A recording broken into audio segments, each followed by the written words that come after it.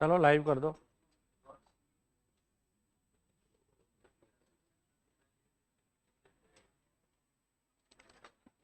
हो गया लाइव।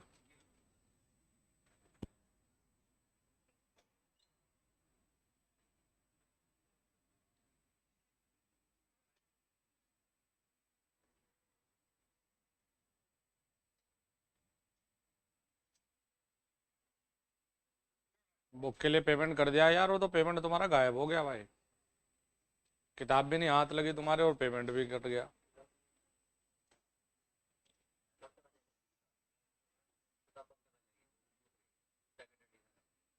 अभी तो जाएंगे प्रिंट होने, वो टीम आएगी तब भेजेंगे।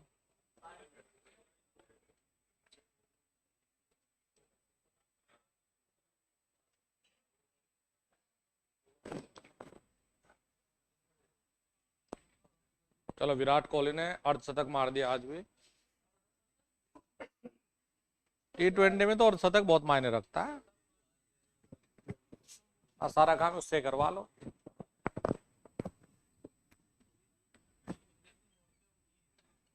हैं?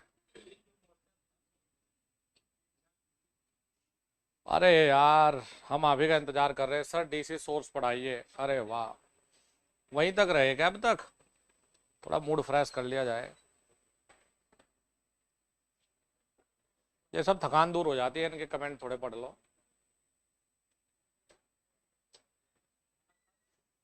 ये डीसी सोर्स तक ही रुका हुआ, पूरी तो बनी थी, वही तो खाया मैंने भी। ठीक ठाक है भाई।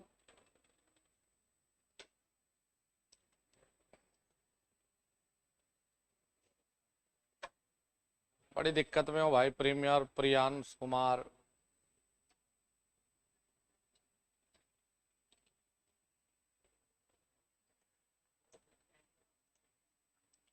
ये लेक्चर नंबर 1 नहीं है दोस्त, ये लेक्चर नंबर मेरे हिसाब से 70वां होगा।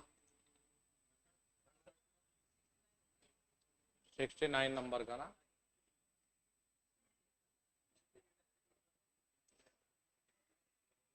ए पर वो, ये था भाई लैगिंग के लिए।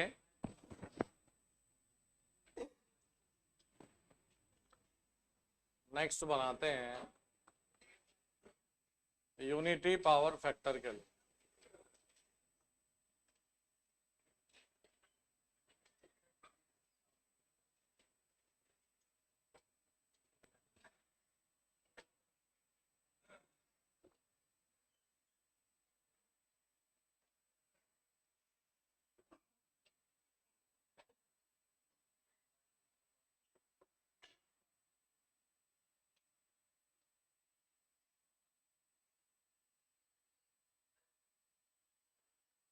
अरे डीसी डीसी सोर्स तुम्हें पढ़ाया नहीं भाई? ये जितने प्रतिरोध वाला था, बेसिक्स था, केसीएल केवीएल, ये डीसी वाले ही तो थे सब। मोहन बाबू से प्रेरित लग रहा कोई।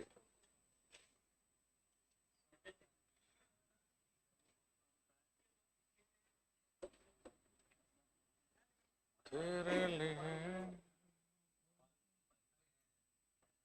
क्या हो गया?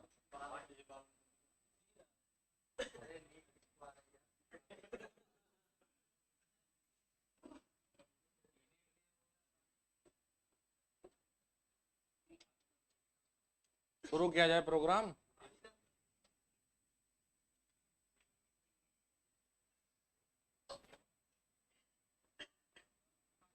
भाई यहाँ कहीं V2 बनाते। यूनिटी का तात्पर्य होता जिस लाइन पर वोल्टेज उसी लाइन पर तार। ठीक है भाई,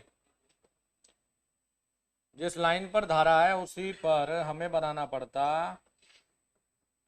I2 R2।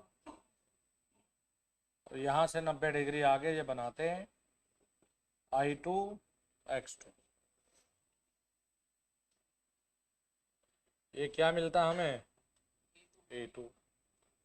कहीं K का मान रखते क्या आता? E1। E1 से उल्टा जो निकाला V1 डैश। यहाँ इस पर क्या बनाए? आइए, यहाँ क्या बनेगा? शाबाश, बस बन गया और क्या। I2 इस तरफ है, इस तरफ खींचेंगे तो दोनों का रिजल्टेंट, अरे वाह, V1 से और ये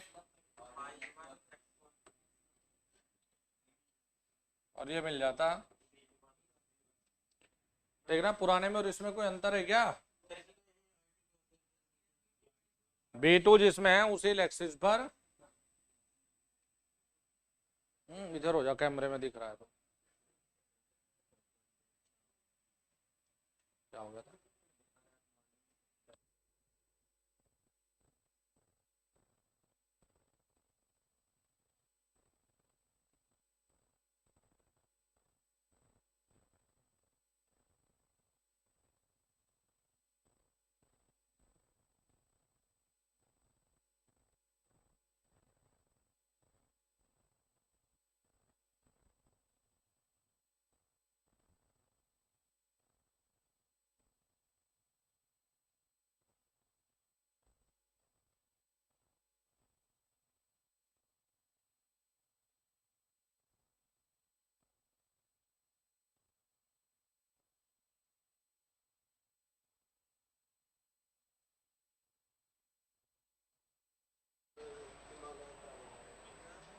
ठीक है।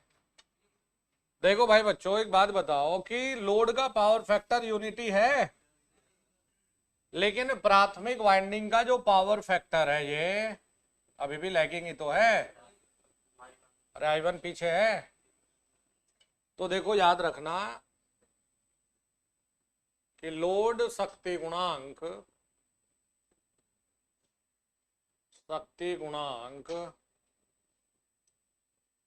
इकाई होने पर भी प्राथमिक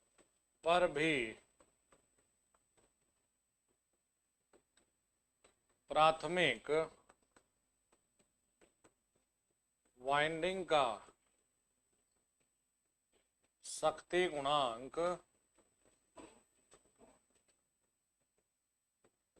पश्चगामी ही होगा। लोड शक्ति गुणांक इकाई होने पर भी प्राथमिक वाइंडिंग का शक्ति गुणांक पश्चगामी ही होगा। भाई लोड का यूनिटी है, लेकिन प्राथमिक वाइंडिंग का क्या हुआ? लैगिंग, यानी कि पश्चगामी। ठीक है, एक तो ऑब्जेक्टिव ये था। नेक्स्ट चलेंगे भाई, अग्रगामी लीडिंग शक्ति गुणांक।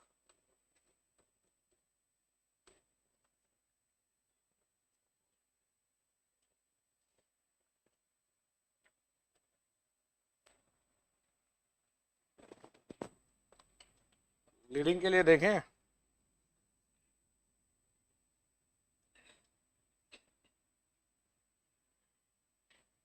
जिसे थकान दुकान लगेगी मुझे बता देना, देखो फिर हम उसे बताएंगे कुछ।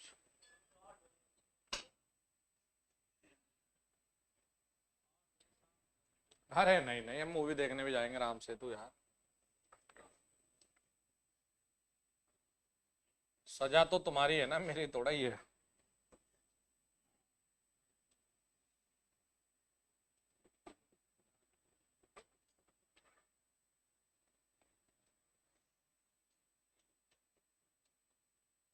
मैं जितनी क्लास ले सकता हूँ, लेकिन बच्चा पढ़ता नहीं उतनी। देखो उल्टा है आजकल ना, यही तो कलयुग है। जिसे भविष्य सुधारना वो पढ़ नहीं रहा। हमारा तो सुधरा भाई। भाई जिसे पढ़ना चाहिए, मेहनत करनी चाहिए, वो पढ़ नहीं रहा।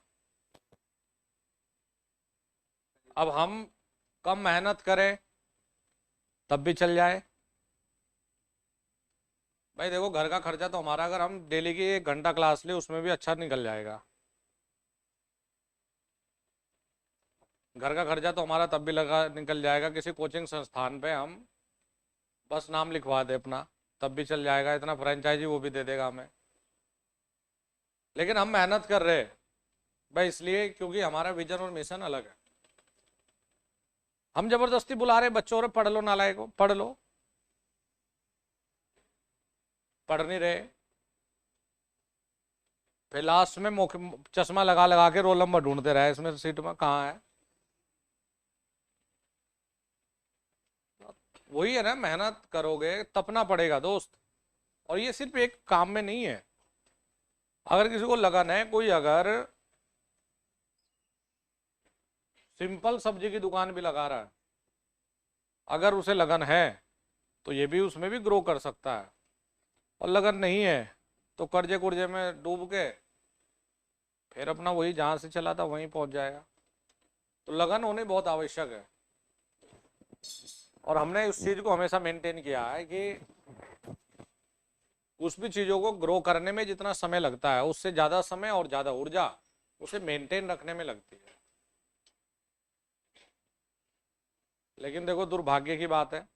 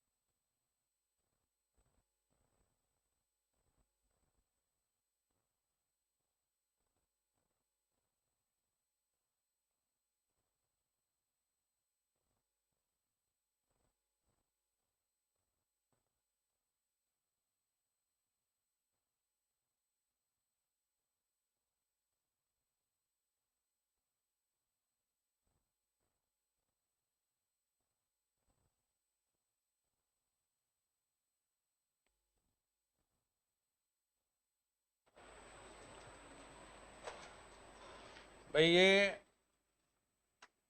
हमने बनाया जी V2। भाई लीडिंग का तात्पर्य क्या है?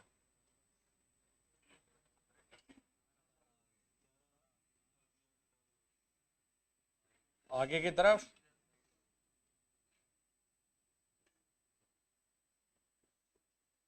ये phi 2। क्यों भाई राकेश जी, जिस दिशा में करंट है इसी दिशा में phi 2 R2 यही तो चलाया अभी तक। और यहां से 90 डिग्री आगे ये क्या मिल जाएगा? इधर कहीं E1 I2 dash I1 V1 dash I1 R1 I1 और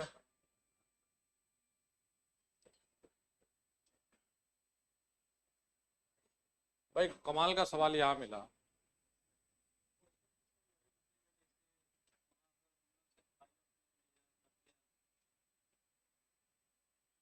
और तुम्हें पहचानने को दे दिए, पहचानने को दे दिए।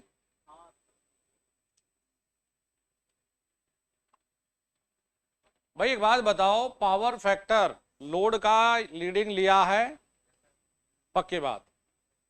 तो क्या प्राथमिक का लीडिंग हुआ है? नहीं हुआ दोस्त। प्राथमिक का लीडिंग करने के लिए जो लोड पावर फैक्टर है वो बहुत ही हाई होना चाहिए। देखो जी अब सुनना जरा ध्यान से, लोड का शक्ति गुणांक अग्रगामी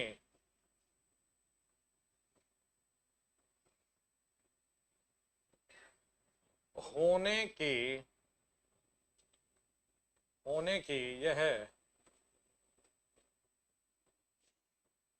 गारंटी नहीं है, यह गारंटी नहीं है कि प्राथमिक वाइंडिंग का शक्ति गुणांक भी अग्रगामी हो। अग्रगामी लोड का पावर फैक्टर, लीडिंग तो 1 डिग्री आगे हो गया, वो भी लीडिंग है, तो लोड का पावर फैक्टर लीडिंग होने का सदैव ये गारंटी नहीं है कि प्राथमिक वाइंडिंग का पावर फैक्टर भी लीडिंग हो। प्राथमिक वाइंडिंग का पावर फैक्टर लीडिंग देखिए कब आएगा, जब लोड शक्ति गुणांक हम ज्यादा वैल्यू, ज्यादा लीडिंग, जब लोड शक्ति गुणांक ज्यादा अग्रगामी होगा तभी प्राथमिक वाइंडिंग शक्ति गुणांक हल्का सा अग्रगामी होगा। यानी कि यदि हाई वैल्यू का लीडिंग पावर फैक्टर वाला लोड आप लगाएंगे जैसे धारिता, तब जाकर संभावना है कि प्राथमिक का पावर फैक्टर लीडिंग हो। कोई कहे कि करंट वोल्टेज से 1 डिग्री आगे है तो लीडिंग तो ये भी हो गया, तो भैया इसकी गारंटी नहीं कि प्राथमिक का लीडिंग हो। प्राथमिक का लीडिंग तभी हो सकता है जब उच्च वैल्यू के अग्रगामी शक्ति गुणांक वाले लोड को जोड़ा जाएगा। कहां? उच्च वैल्यू के शक्ति गुणांक वाले। ठीक है भाई, तो देखो जी हमने क्या क्या ऑब्जेक्टिव देखा भाई, कि यदि आपको सवाल दिया जाए कि एक ट्रांसफार्मर में यूनिटी पावर फैक्टर के लोड को जोड़ा गया है तो प्राथमिक वाइंडिंग का पावर फैक्टर होगा लैगिंग। ठीक है भाई, चाहे वो 0.95 तक लैगिंग आए लेकिन होगा लैगिंग ही। एक आपको कह रहा है कि यदि हमने लोड लीडिंग पावर फैक्टर वाला जोड़ दिया तो प्राथमिक वाइंडिंग का पावर फैक्टर होगा। आप कहना कोई गारंटी नहीं। ठीक है भाई, चलो जी, तो ये कहानी थी हमारी पावर फैक्टर से संबंधित और साथ में फेजर डायग्राम से संबंधित। नेक्स्ट चलेंगे वोल्टेज रेगुलेशन।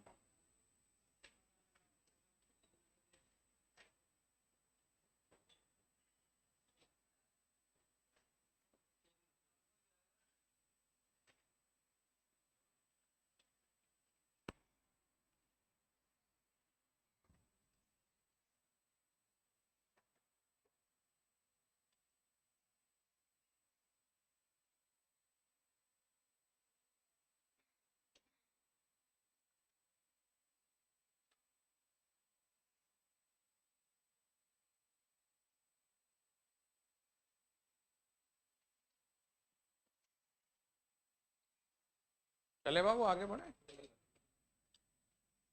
तो नेक्स्ट लिखेंगे वोल्टेज रेगुलेशन।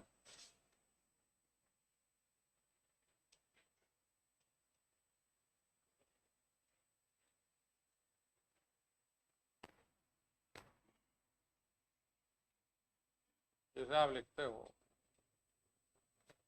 Voltage regulation. देखो भाई बच्चों, वोल्टेज रेगुलेशन ये भी इंपॉर्टेंट है, यहां से भी सवाल बनता है।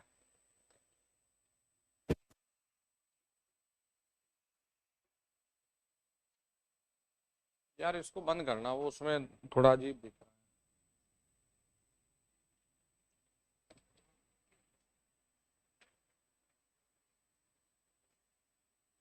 बस इसके बाद लॉसेस को शुरू करेंगे।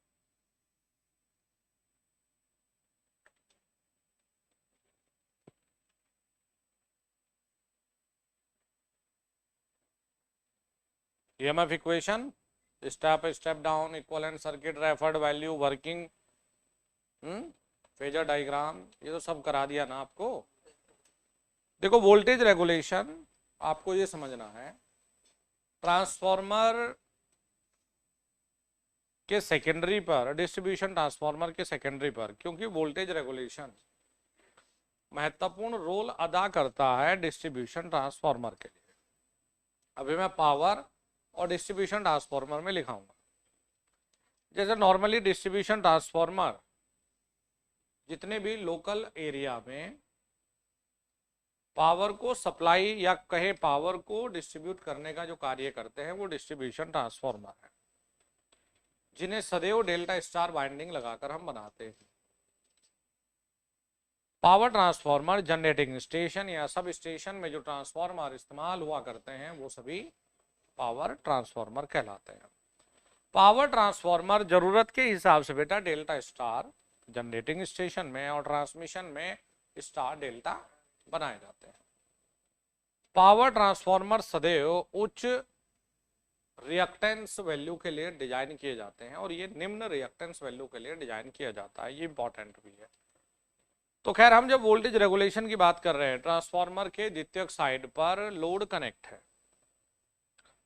यार ये बताओ, क्या ये एक घर का लोड होता है या कहें कि कई सारे घरों का लोड होता है? तो लोड हर एक समय पर बदल रहा है कि नहीं? किसी का कुछ चलाने का मतलब है, किसी का कुछ। तो सेकेंडरी वाइंडिंग पर जो लोड जुड़ा हुआ है वो बेटा बदल रहा है, और अगर लोड बदलता है तो इसका मतलब ये है कि वोल्टेज लेवल, ट्रांसफार्मर के वोल्टेज लेवल में फ्लक्चुएशन है।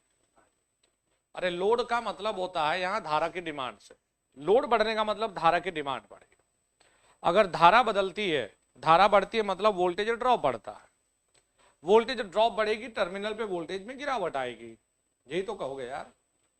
तो कुल मिलाकर लोड बदलने से ट्रांसफार्मर में टर्मिनल वोल्टेज में फ्लक्चुएशन होता है, बदलाव होता है, और यही जनरली कहलाता है वोल्टेज रेगुलेशन। वोल्टेज रेगुलेशन यानी वोल्टेज फ्लक्चुएशन अगर ना हो तो बढ़िया है भाई, बढ़िया है ना। और अगर वोल्टेज फ्लक्चुएशन ज्यादा है तो वो बेकार है। तो वोल्टेज रेगुलेशन का मान जितना कम होगा उतना ही बेस्ट माना जाएगा, और अगर सुनने हो तो बहुत बढ़िया, बेस्ट है। सुनने का मतलब है कि कोई फ्लक्चुएशन नहीं दोस्त, प्रैक्टिकली नहीं मिलता सुनने, वो अलग बात है। तो हमें यही वोल्टेज रेगुलेशन देखना है। तो हम ये कहते हैं कि ट्रांसफार्मर के द्वितीयक वाइंडिंग पर लोड के बदलने से वोल्टेज में जो बदलाव होता है यही वोल्टेज रेगुलेशन कहलाता है। कई बार बेटा वोल्टेज रेगुलेशन को हम ये भी परिभाषित करते हैं, जनरली अगर हम वोल्टेज रेगुलेशन की जड़ को समझें तो ये स्टेप डाउन और स्टेप अप ट्रांसफार्मर में अलग अलग प्रकार से लिखा जाता है।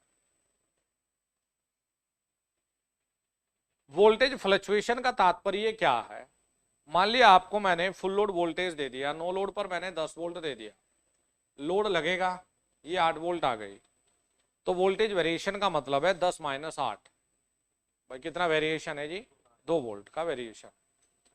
तो हम लोग ये कहते हैं कि लोड के बदलने से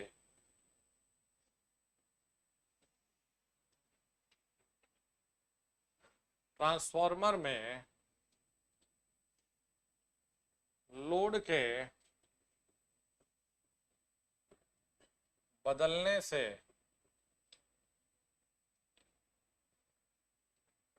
ट्रांसफार्मर में लोड के बदलने से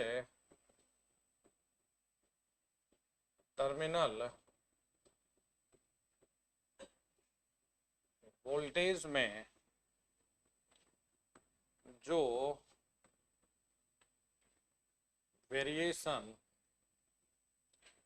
वेरिएशन का मतलब है बदलाव,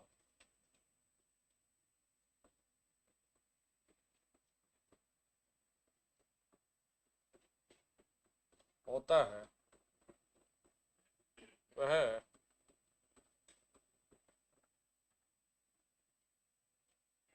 वोल्टेज रेगुलेशन कहलाता है।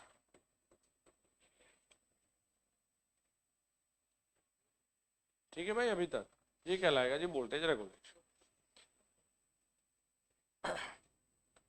देखिए बेटा फॉर्मूला ये है,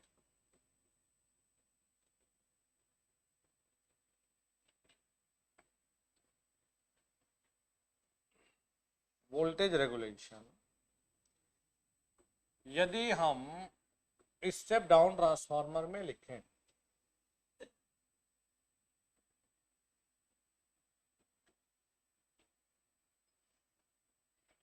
तो हम लिखेंगे नो लोड, कुल मिलाकर ऊपर अंतर,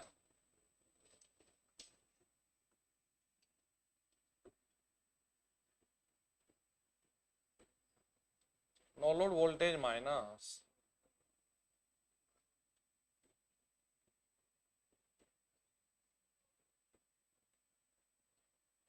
अपॉन में है जी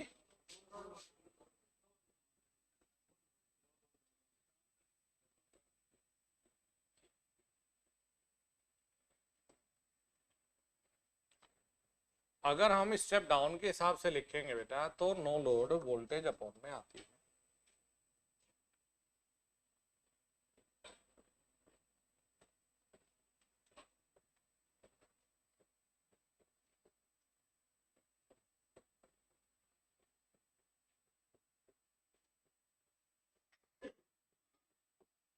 no load voltage minus full load voltage upon में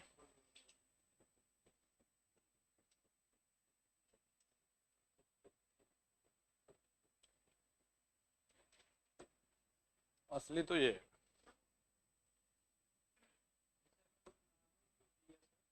यूपीपीसीएल में जब एक बार आया, जेई में आया था इसी बार आया था जेई पे भी।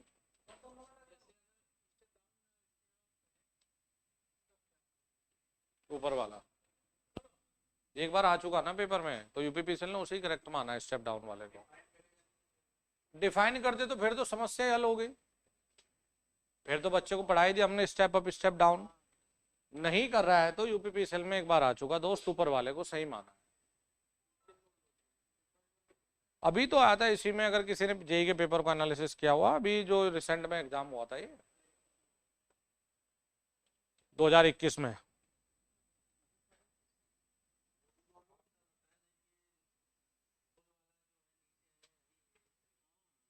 समझे नहीं आप? एक बार हम लोग क्या कहते हैं बाद में सर वो गाइड था नहीं आपको गूगल वाले पे दोनों के लिए। तो इसे आप हमसे एक महीने बाद पढ़ोगे, हम तो कुछ ना कुछ जोड़ के पढ़ाएंगे। हमने कहा ना हम प्रतिदिन 2 घंटे तो पढ़ाई को देते ही हैं हम। ऊपर वाला क्योंकि नंबर कमाना जरूरी है, एग्जामिनर एक्सप्लेनेशन थोड़ा ना मांगता है। अभी रिसेंट में 2021 में जो जेई का एग्जाम था दोस्त, इसमें ये पेपर में आ चुका है। यूपी पीसीएल जेई 2021 वाले में आ चुका।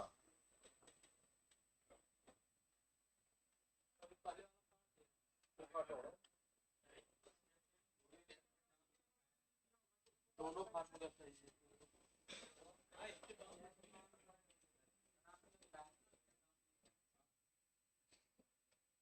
वो बोल रहा जो से जवाब दे।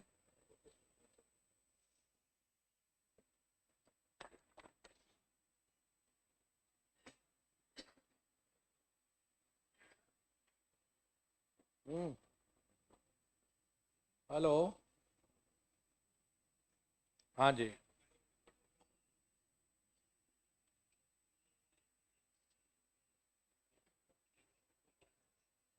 कौन सी क्लास नहीं चल रही?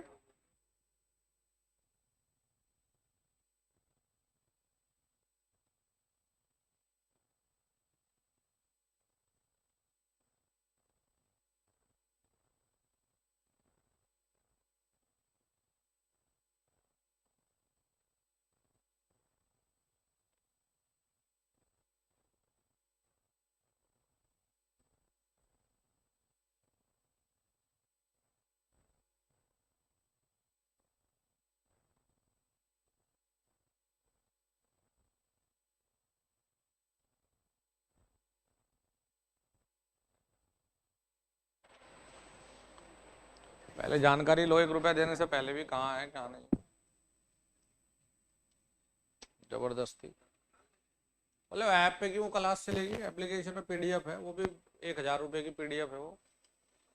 देखो जी, जब ये कुछ नहीं देगा, अगर लिख दिया तो फिर तो समस्या सॉल्व, नहीं दे रहा है तो 2021 में जेईई में पेपर में यूपीपीसीएल में आया तो यूपीपीसीएल ने बड़े क्लियरली स्टेप डाउन वाले को सही मानकर नंबर दिए हैं।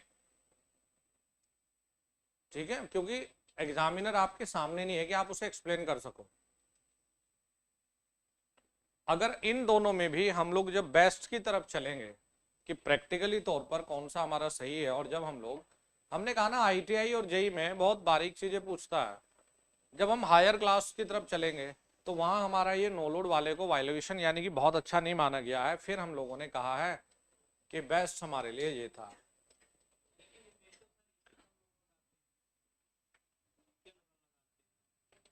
यार मैं न्यूमेरिकल की बात नहीं कर रहा हूं, मैं कह रहा हूं सवाल अगर ऑब्जेक्टिव पूछेगा कि वोल्टेज रेगुलेशन का सूत्र बताइए तो आपको टिक करना है ए, इसमें ए बी सी डी का कोई मैटर नहीं है।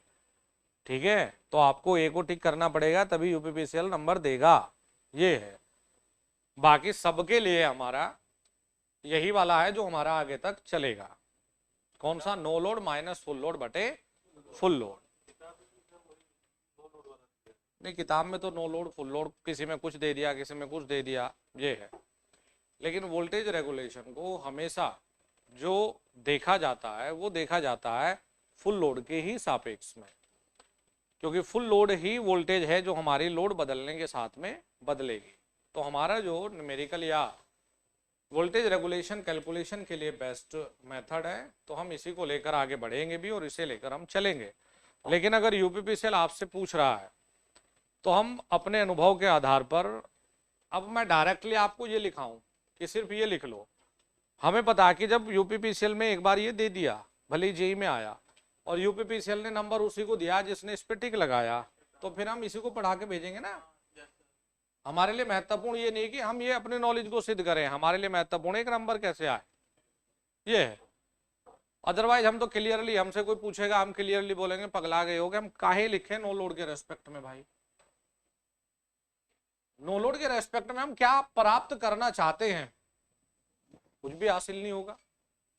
रियल में हम वोल्टेज रेगुलेशन देख भी रहे हैं परिभाषा के अनुसार कि फुल लोड के सापेक्ष में जो परिवर्तन है, तो लोड बढ़ेगा चेंज होगा तो जो वोल्टेज प्रभाव पड़ेगा वो फुल लोड वोल्टेज में प्रभाव पड़ेगा। अब कमाल की चीज ये है कि जब हम दोनों ही मेथड से न्यूमेरिकल को सॉल्व करेंगे, कमाल की चीज है, तो वोल्टेज रेगुलेशन में परसेंटेज में बहुत ना के बराबर परिवर्तन देखने को मिलता है। क्यों? अब आ जाते हैं कहानी पर। नो लोड वोल्टेज अगर दी जाती है तो नो लोड वोल्टेज मान लिया 200 है, फुल लोड वोल्टेज आपको जो देगा वो 200 या 180 दे देगा, क्योंकि वोल्टेज ड्रॉप बहुत ज्यादा तो होता नहीं है, कम होता है। तो जब आप परसेंटेज बेसिस पे वैल्यूज निकालोगे तो एक में अगर 3% आएगा तो दूसरे से आपका 2.9% आएगा।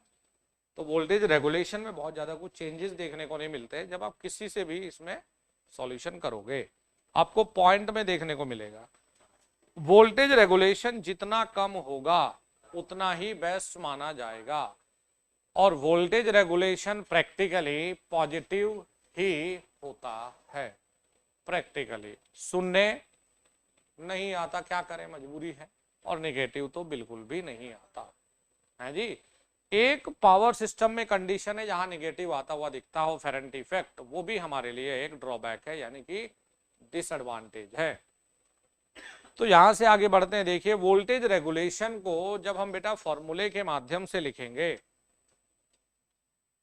आगे चले यहां से, तो देखो भाई बच्चों, वोल्टेज रेगुलेशन बराबर में I2 plus minus I2 x equivalent to cos phi plus minus I2 x equivalent to sin phi upon में V2। यही तो लिखा करते थे तुम। ये होता है देखो सूत्र। अब मुझे नहीं लगता कि कोई बच्चा ये कहे कि सर I2 क्या है। अरे लोड धारा, आर इक्वलेंट टू का मतलब है टोटल प्रतिरोध द्वितीयक साइड पर। एक्स इक्वलेंट क्या है, ये पढ़ाई तो है अभी। टोटल प्रतिघात द्वितीयक साइड पर। V2 यहां पर है लोड वोल्टेज।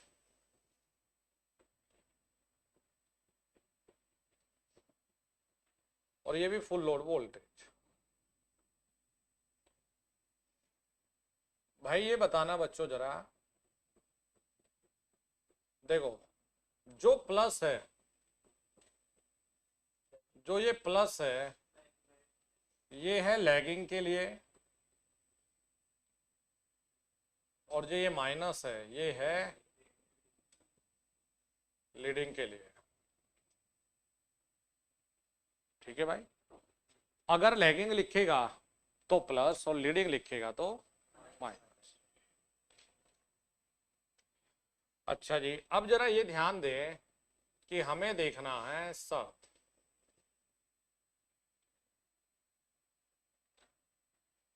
कि भाई सुनने के लिए क्या शर्त है और अधिकतम के लिए क्या शर्त है।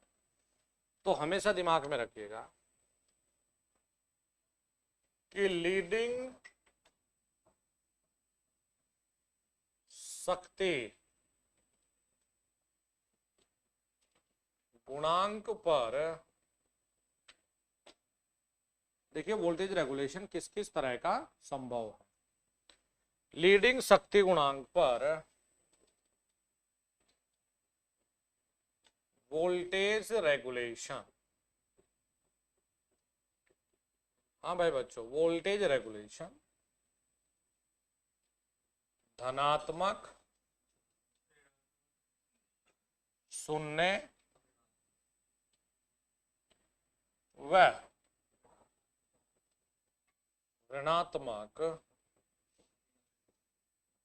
हो सकता है। अच्छा जी, किस पर बेटा? लीडिंग। ठीक है, धनात्मक, शून्य, ऋणात्मक। मेरे सवाल का जवाब दो, ये शून्य व ऋणात्मक किस में देखने को मिले?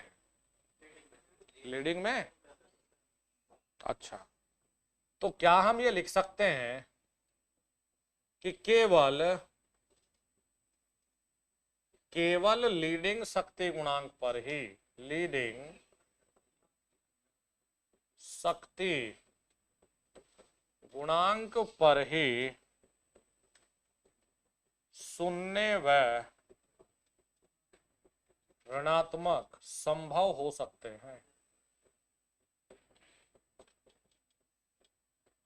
भाई हमने ये नहीं कहा कि लीडिंग पर हमेशा ही शून्य व ऋणात्मक, हमेशा तीन शर्त हो सकती है भाई, धनात्मक, ऋणात्मक व शून्य। लेकिन लीडिंग पर ही एक अलग केस संभव हो पाया है, शून्य व ऋणात्मक।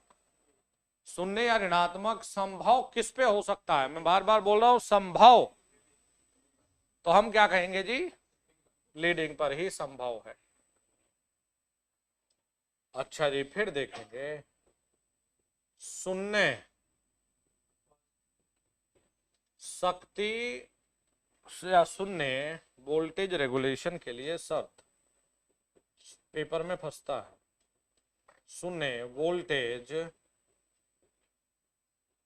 रेगुलेशन के लिए शर्त। ठीक है भाई, तो देखो भाई, फाई बराबर में tan इनवर्स आर इक्वलेंट बटे x।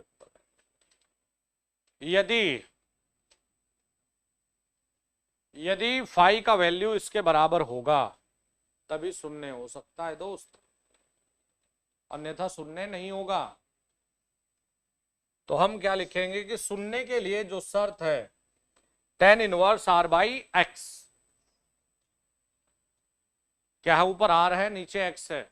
अधिकतम के लिए उल्टा कर लेंगे सीधे, एक्स बाई आर। ऊपर लाइन पढ़िए, लीडिंग शक्ति गुणांक पर ही पॉजिटिव, निगेटिव या शून्य होते हैं। अगर हम कहें कि भाई लीडिंग और जीरो किस पर आ सकता है, तो हम कहेंगे भाई लीडिंग पर ही है। लिख लिया क्या? देखो जी, हम लिखेंगे पश्चगामी शक्ति गुणांक पर सदैव धनात्मक वोल्टेज रेगुलेशन, धनात्मक वोल्टेज रेगुलेशन होता है। भाई यहां बताओ, लैगिंग में सदैव क्या है? धनात्मक है। फिर देखते हैं, देखो अधिकतम वोल्टेज रेगुलेशन के लिए शर्त। भाई अधिकतम के लिए हमें शर्त देखनी है जी, क्या? फाई बराबर में tan इनवर्स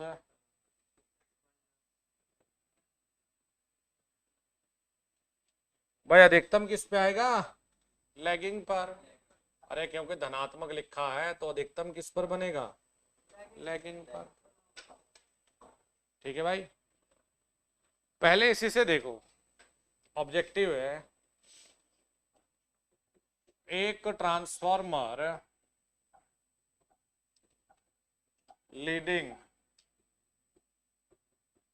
शक्ति गुणांक पर कार्य कर रहा है, तो वोल्टेज रेगुलेशन होगा। हमने कहा ऑप्शन ए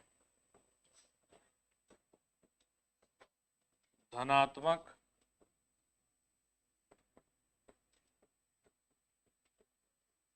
ऋणात्मक शून्य सभी सही है। क्या होगा जी? बी। अंशु बताएगा क्या? तुम बताओ, बोलो।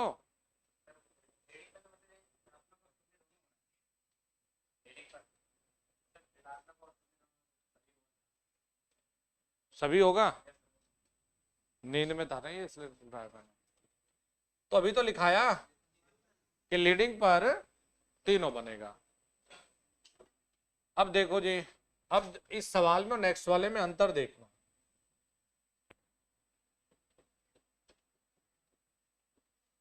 ऋणात्मक वोल्टेज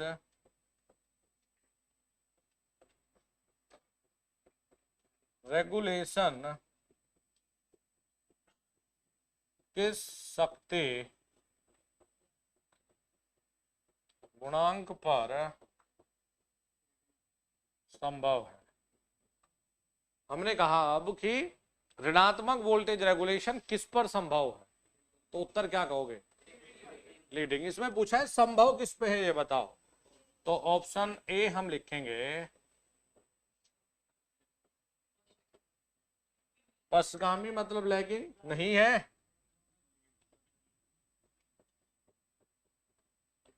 अग्रगामी मतलब लीडिंग।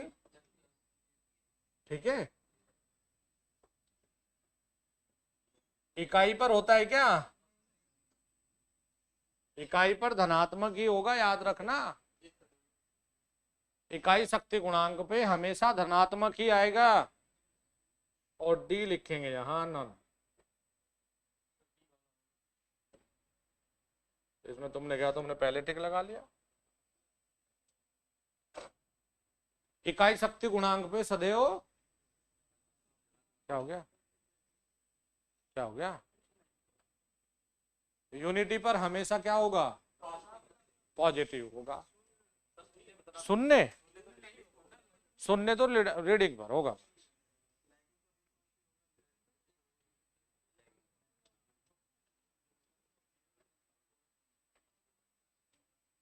बताएं, आगे चले।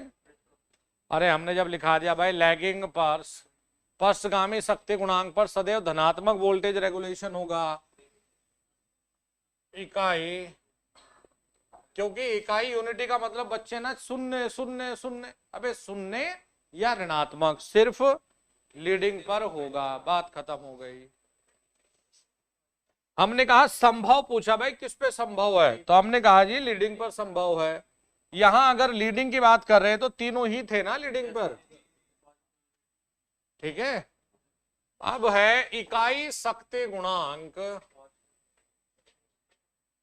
इकाई शक्ति गुणांक पर सदैव धनात्मक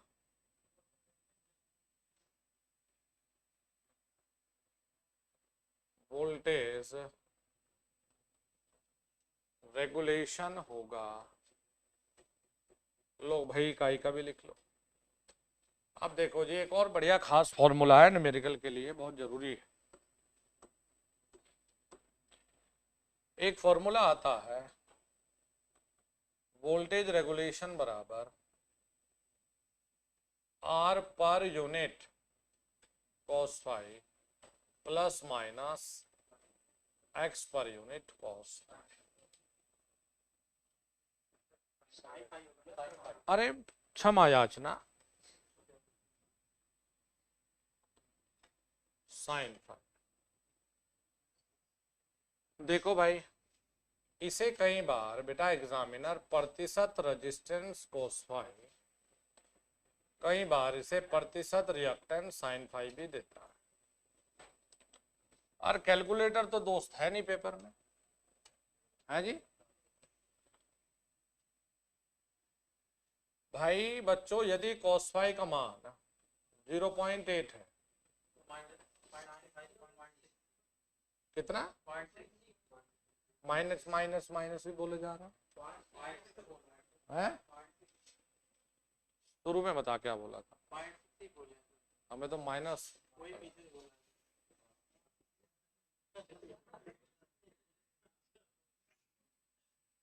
पीछे तो ये बैठा है बेचारा। और अगर साइन फाई 0.8, भाई ये लगा के आप हल कर लेना।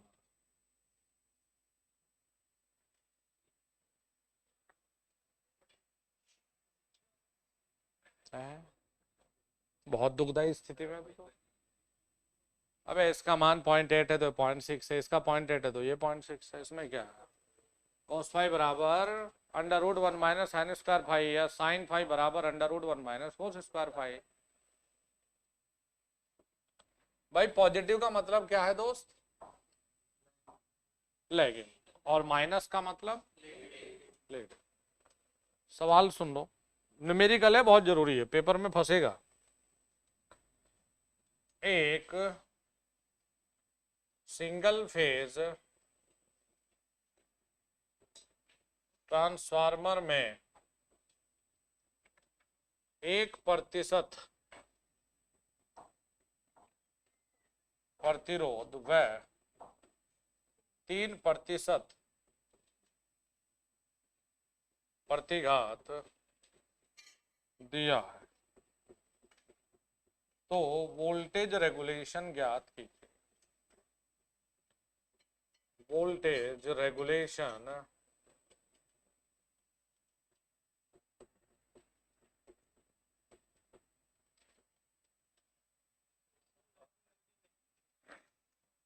सवाल पूरा तो होने दे, तूने तो बिल्कुल अति मचा रखी।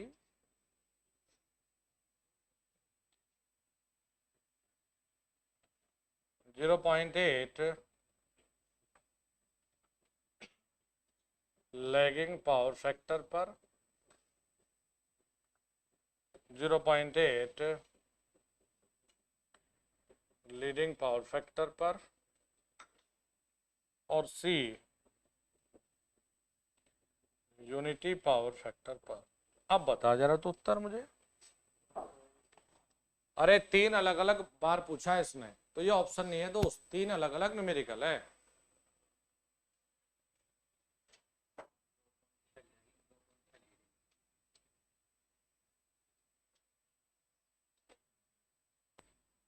चल भाई इसमें देख लो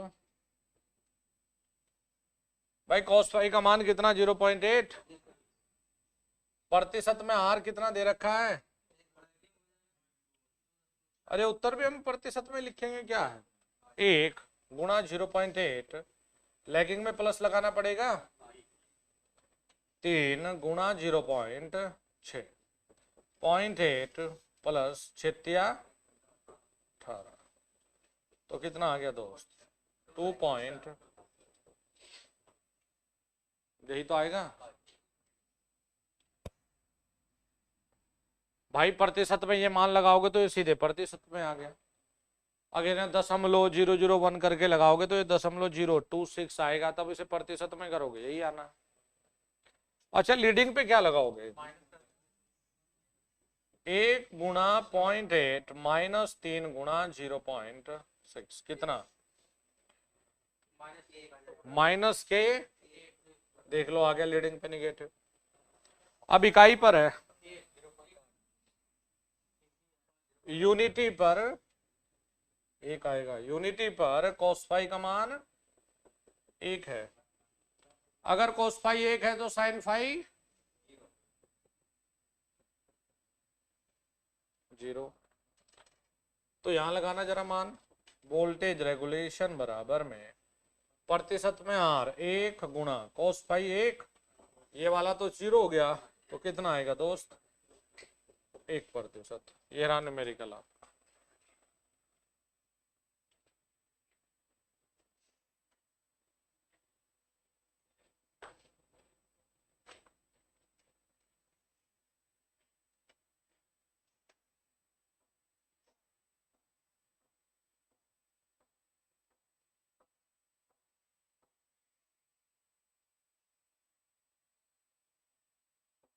हो गया,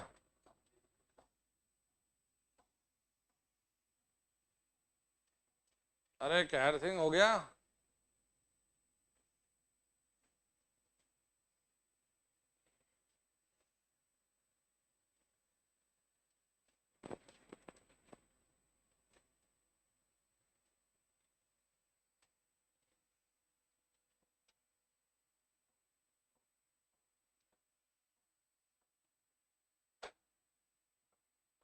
पढ़िए जी वोल्टेज रेगुलेशन को, एक बार रिवाइज करिए इसे फिर आगे।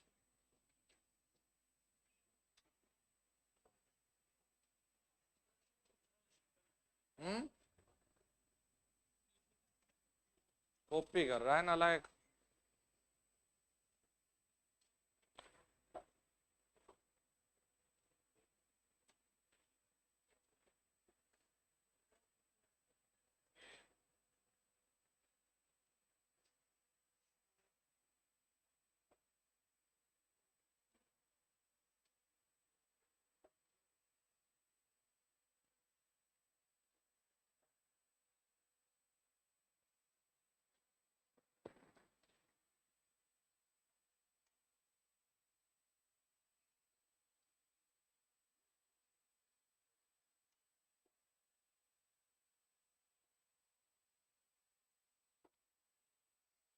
हमें बता तुम क्या कह रहे हैं कि सर ने ऊपर तो लिखा कि ट्रांसफॉर्मर लीडिंग पर कार्य कर रहा है, तो ऊपर तो सब सही लिख दिए हैं कि तीनों सही है। तो इन तीन में से दो शब्द पकड़, ऋणात्मक और शून्य तीनों पावर फैक्टर पे कौन से में लिया, धनात्मक तो तीनों में है ना, तो ऋणात्मक और शून्य शब्द कौन से में लिया, लीडिंग में लिया है ना। तो लीडिंग में धनात्मक तो है ही, लेकिन तीनों में धनात्मक, ऋणात्मक और शून्य में दो जो चीज मिली है वो सिर्फ हमें लीडिंग में ही मिली है दोस्त। तो धनात्मक तो तीनों में संभव था, हमें पूछ रहा है देखो संभव कि ऋणात्मक वोल्टेज रेगुलेशन किस शक्ति गुणांक पर संभव हो पाया है। तो मैं पॉजिटिव तो लिखता नहीं भाई, पॉजिटिव का मतलब तो मेरा तीनों से था, तो मैं कहता कि यार पश्चगामी में भी पॉजिटिव था, नहीं बात बनी। यूनिटी में भी क्या था, पॉजिटिव था, नहीं बात बनी। तो ऋणात्मक किस में संभव हो पाया है, लीडिंग में। तो मैंने टिक क्या किया, लीडिंग। मैं ऑप्शन ए देखता ना पश्चगामी, पश्चगामी में सदैव क्या मिलेगा, पॉजिटिव। फिर मैंने सोचा इकाई पर, इकाई पर सोचा तो मैंने कहा जी फिर पॉजिटिव है नी। तो फिर बात बनी कहाँ, क्या ऋणात्मक एक ही जगह था जो हमने लिखा था और वो था हमारा लीडिंग में, तो हमने उसी पर बेटा टिक लगाया, अग्रगामी में संभव है, मतलब पॉजिटिव, लीडिंग और शून्य, ये तो मतलब पॉजिटिव और नेगेटिव और शून्य, ये तो तीनों में, पॉजिटिव तो तीनों में कॉमन है, तो एक में लीडिंग में ही हमें पॉजिटिव व सॉरी नेगेटिव या शून्य मिला है, तो एक में मिला है ना, तो वही हमने पूछा है। चलो वोल्टेज रेगुलेशन की शुरुआत हम करते हैं। Voltage regulation I R cos five plus minus I X sine five upon V2, यही तो लिखा है हमने। आई की जगह आपका अपनी मर्जी I2 लिखिए, I1 लिखिए, आर इक्वलेंट आप प्राइमरी या सेकेंडरी किसी को भी लिखिए। कुल मिलाकर यदि पॉजिटिव है तो मीन्स लैगिंग, नेगेटिव का मतलब है लीडिंग। फिर हमने कहा जी पॉजिटिव और नेगेटिव और शून्य हमें सिर्फ लीडिंग पे मिलेगा, लैगिंग पर सदैव हमें पॉजिटिव, इकाई पर सदैव हमें पॉजिटिव। फिर हमने इसी का एक फॉर्मूला ड्राइव किया, ये डेरिवेशन करने की जरूरत आप लोगों को नहीं है। वोल्टेज रेगुलेशन बराबर R per unit cos five plus minus X per unit sine five. इस पर यूनिट को हम प्रतिशत में भी लिख लेते हैं बेटा, परसेंटेज आर कॉस फाइव, तो ये कई बार आपको आर और एक्स के मान ना प्रतिशत में देता है और बच्चा सोचता है पता नहीं क्या दे दिया, तो सीधे मान में अपने वहां लगाओ, प्रतिशत आर गुणा कॉस फाइव प्लस माइनस प्रतिशत एक्स गुणा साइन फाइव। हमेशा याद रखिएगा वोल्टेज रेगुलेशन का मान जितना कम होगा उतना ही अच्छा माना जाएगा। नोट करिए इस बिंदु को, नोट करिए इस बिंदु को, वोल्टेज रेगुलेशन का मान जितना कम होगा उतना ही अच्छा माना जाएगा।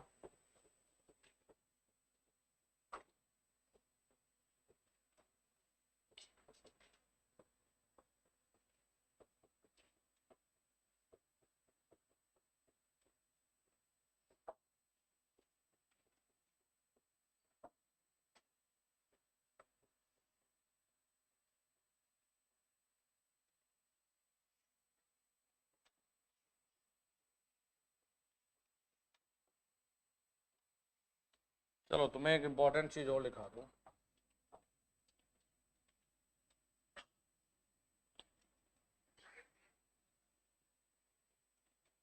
रेफर्ड वैल्यू पर चलते हैं। नींद आ रही दोस्त, बड़ा बेचैन सा लग रहा काफी देर से। हाँ अरे लग रहा है मैं ना, बड़े बेचैन से, कभी पीछे देख रहा कभी आगे देख रहा। जो जो को जिसे जिसे तकलीफ है दिक्कत है भाई वो जा सकता है। क्या पूरी ज्यादा खा ले, पूरी तो हमने भी दो खाई भाई।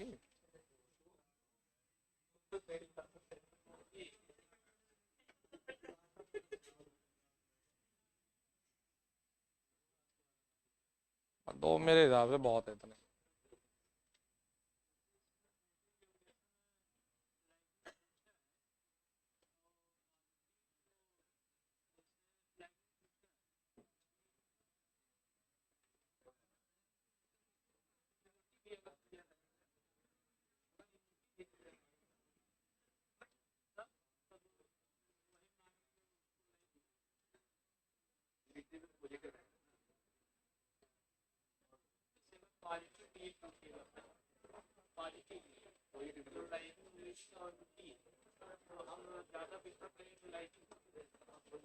प्रीफर करेंगे कौन सा, दाल भात है किधर?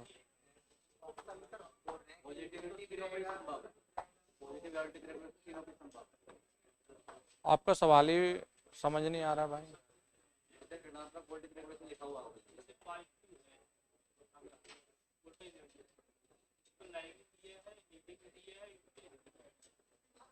तीनों अगर ये पूछेगा ऐसे थोड़ा ही कि कुछ भी पूछ लेगा सवाल यार, तुम्हारी मर्जी से।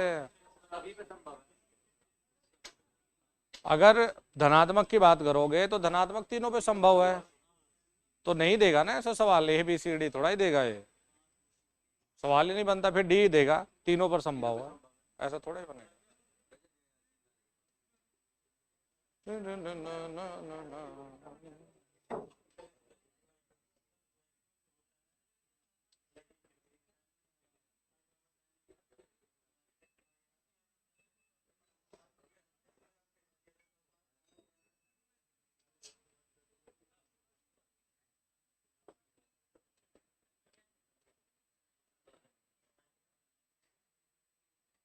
क्या पूछना चाह रहे हो?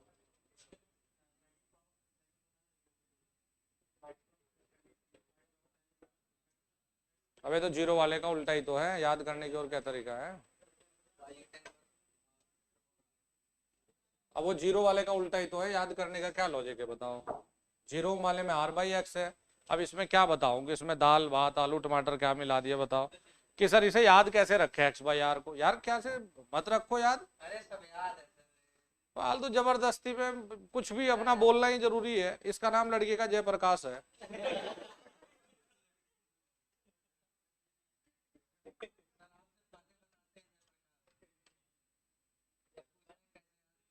नहीं भाई, हमने कहा कि जीरो वाला याद है ना r/x, तो मैक्सिमम पे इसका उल्टा है।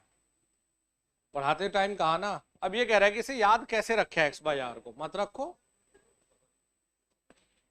भाई। कुछ लॉजिक लगाने की अगर कोई बड़ी सी चीज है तो इसमें तो कुछ लॉजिक लगाया भी जाए।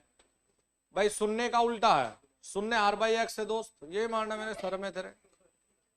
ऊपर धनात्मक वाला था ये, पश्चगामी पर मैक्सिमम है, उल्टा है, x/r है।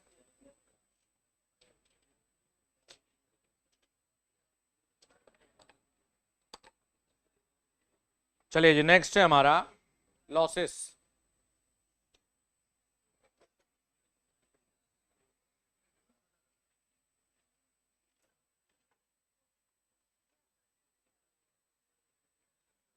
हानियां।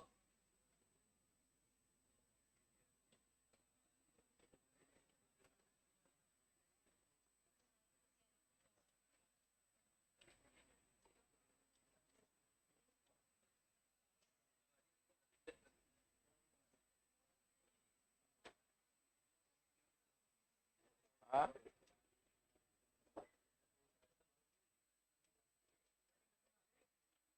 चलिए जी, हानियां पढ़ते हैं, लॉसेस।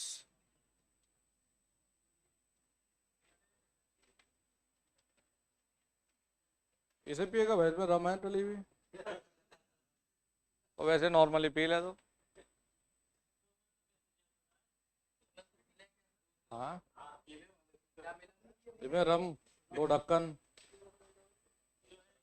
तभी तो पढ़ाता हूँ मैं इतना।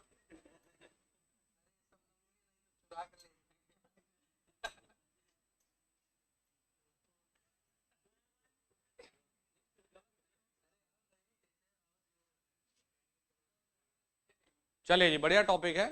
शांति शांति हो गया। लॉसेस, हानियां, बहुत अच्छा टॉपिक है। और इसके बाद चलेंगे हम एफिशिएंसी पर। अब ये बिल्कुल शांत हो जाओ। देखिए, इसमें मुख्य 2 प्रकार के लॉसेस है।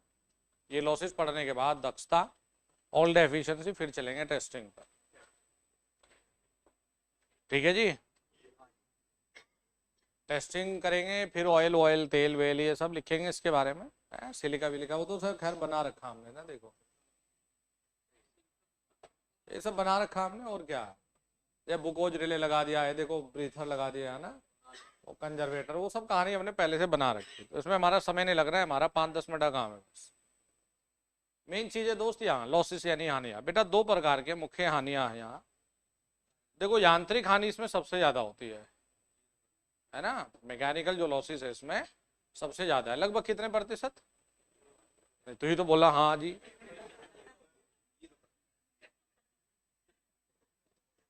बेटा मैकेनिकल लॉसेस इसमें नहीं है, क्योंकि इसमें कोई भी घूमने वाला हिस्सा ऐसा नहीं है। तो इसमें बेटा 2 लॉसेस है हमारे, एक होते हैं हमारे कोर लॉस और एक होते हैं हमारे कॉपर लॉस। एक दूसरा बता, आयरन में बता रहे हैं ना। एक होता है कोर और एक होता है कॉपर। तो देखिए, सबसे पहले हम बात करेंगे कोर लॉसेस। बेटा इसे हम लोह हानियां के नाम से भी जानेंगे, और इसे हम डिनोट कर लेंगे PI। I means iron.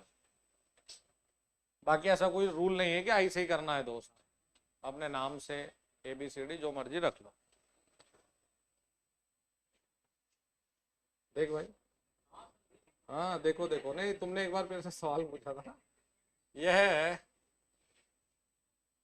सदैव कोर में होता है।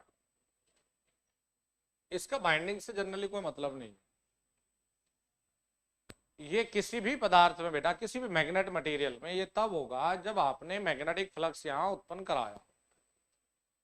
इसे ही हम लोग जैसे कोर लॉस, लोह हानियां, इसे कई बार बेटा हम मैग्नेटिक लॉसेस के नाम से भी जानते हैं। मैग्नेटिक लॉसेस यानी कि जो हमारे मैग्नेटिक फ्लक्स के कारण होते हैं। किसमें होगा बेटा ये? कोर में।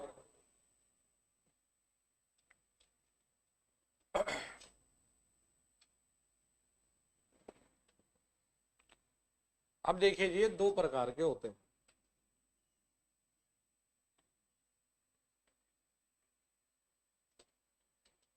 ये मुख्यतः दो प्रकार के होते हैं। एक है जी एडी करंट लॉस, यार बच्चों जिसे हम PE से कहें, एडी करंट लॉस। और दूसरा है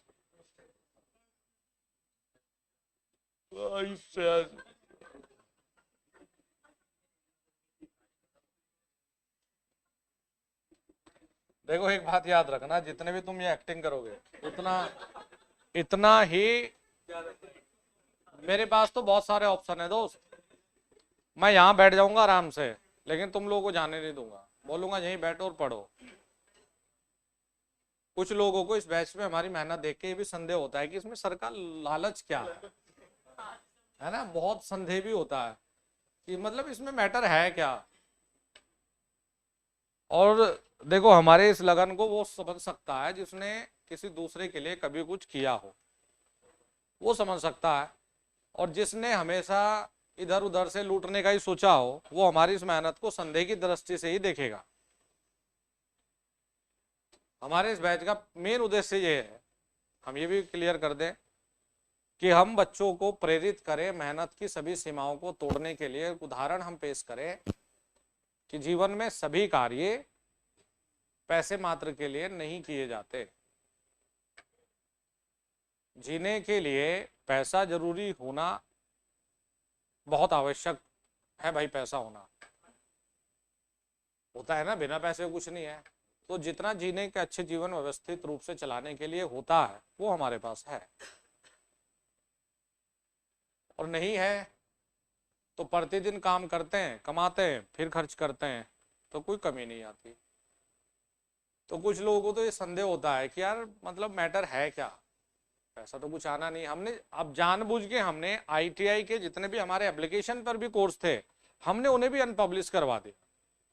हमने कहा कोई बच्चे इनमें अमाउंट देकर परचेज ही ना करें, जिसको पढ़ना है, जिसको सिलेक्शन लेना होगा, इसमें हम इतनी चीजें पढ़ा दे रहे हैं कि वो बच्चा पढ़कर ले सकता है। जैसे दूसरी बार तीसरी बार भी अगर किसी को रिवाइज करने का, जैसे ये बच्चे भी है, मौका मिल रहा है तो पॉलिश कर रहे हैं यार। पहली बार में जो चीजें रह जाती है दूसरी बार में वो फिट हो जाती है बिल्कुल। मतलब हल्का फुल्की जो चीजें डाउट में रह जाती है वो बिल्कुल रिवाइज हो जाती है। तो इसीलिए हमारी इस मेहनत को संदेह की दृष्टि से ना देखा जाए। और हमने अभी इसमें शुरुआत मात्र है, मेहनत करने की शुरुआत मात्र है। कई बार ऐसा भी होगा दिन भी यही निकलेगा और रात भी यही होगी।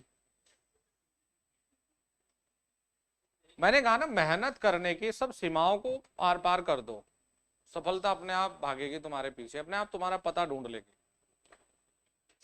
लेकिन इस मेहनत को जो आदत बनेगी इसे कंटिन्यू रखना। इसे ये नहीं एक पेपर दिया, अरे इसमें तो ये हो गया था वो हो गया था, और जब तक एग्जाम ना हो तब तक गिव अवे मत करिए, कि कुछ बच्चों का ये रहता है गिव अप कर देते हैं कि एग्जाम नजदीक आएगा कि ना मैं तो नेक्स्ट वाले पे टारगेट करूंगा, फिर नेक्स्ट वाला आएगा तो उससे अगले वाले पे करूंगा, ये रहता है। जब तक एग्जाम ना दे दो तब तक नेक्स्ट के बारे में नहीं सोचना दोस्त, इसी को फोड़ना है, सोचना है। कोई आपको जो मर्जी बोले, इसका ये नहीं होगा वो नहीं होगा, ये इतने दिन से पढ़ लिया उतने दिन से पढ़ लिया, कुछ मैटर नहीं करता। बस एक छोटी सी सफलता की जरूरत है, एग्जाम पास, लाइफ चेंज। अभी जो तुम बैठे हैं ना, अभी जो बच्चे मेरे से बात भी कर लेते हैं कई बार मेरे साथ में, सर ये सवाल बताओ, सिलेक्शन होते ही सोच में परिवर्तन देखिए। मैं अगर मैसेज करता हूं ना, अरे नालायक थोड़ा अपना फोटो सोटो भेज दे, रिप्लाई भी नहीं करते। सिलेक्शन आते ही परिवर्तन देखो। खैर हमें तो खुशी है, बहुत बढ़िया। पहले बोलते ही ये कर देंगे वो कर देंगे, बाद में कुछ ना होता। बाद में तो हमारा फोन उठा ले तब बहुत बड़ी बात है। वैसे हम करते भी नहीं, हमें क्या काम पड़ा। इस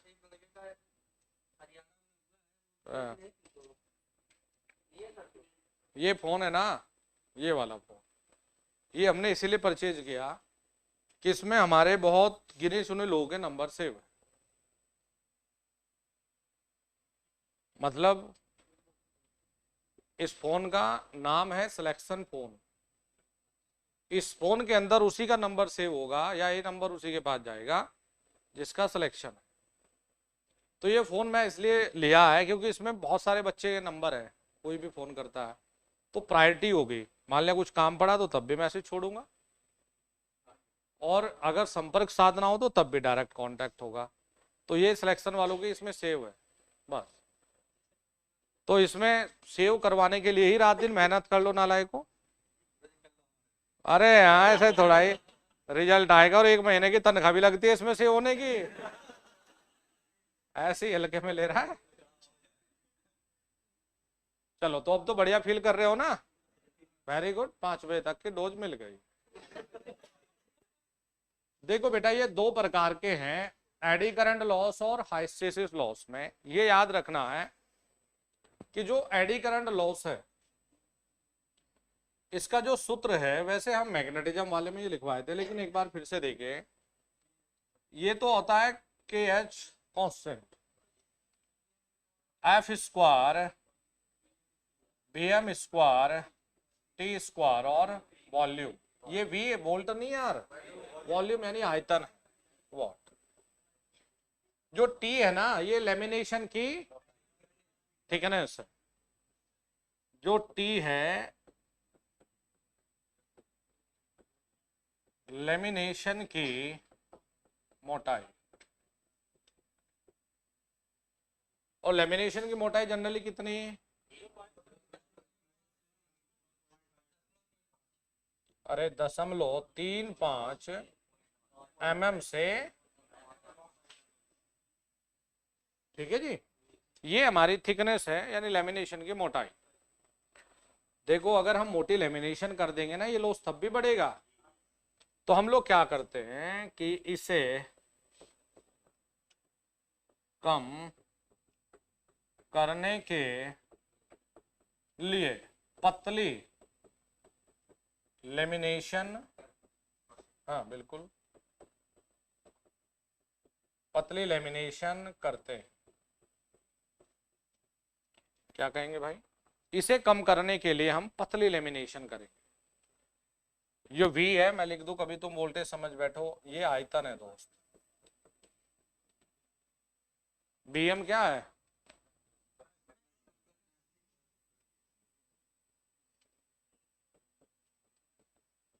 फ्लक्स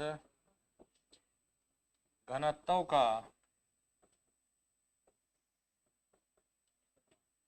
अधिकतम मान, ठीक है। F क्या है?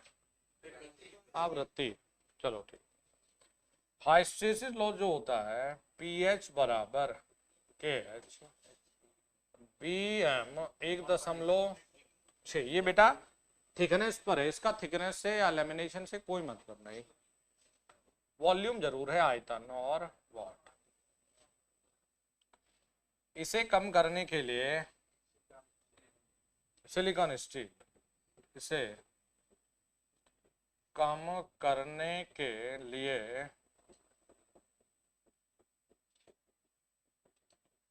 सिलिकॉन स्टील का यूज करते हैं।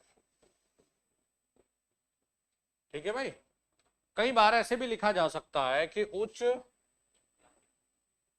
परमेबिलिटी पदार्थ,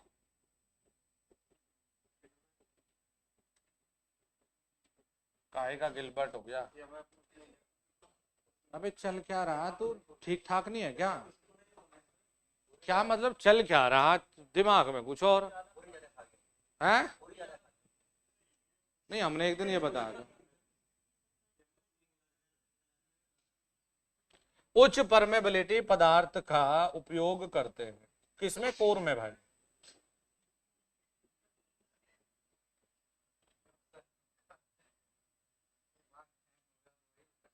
भाई हैंग हो जाए या टैंग हो जाए, क्लास छूटती नहीं, साफ सीधी बात है।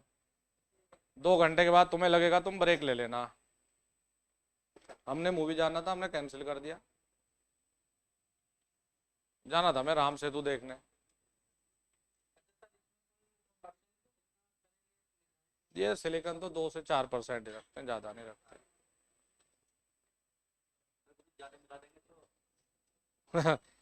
मैकेनिकल स्ट्रेंथ की वाट लग जाएगी।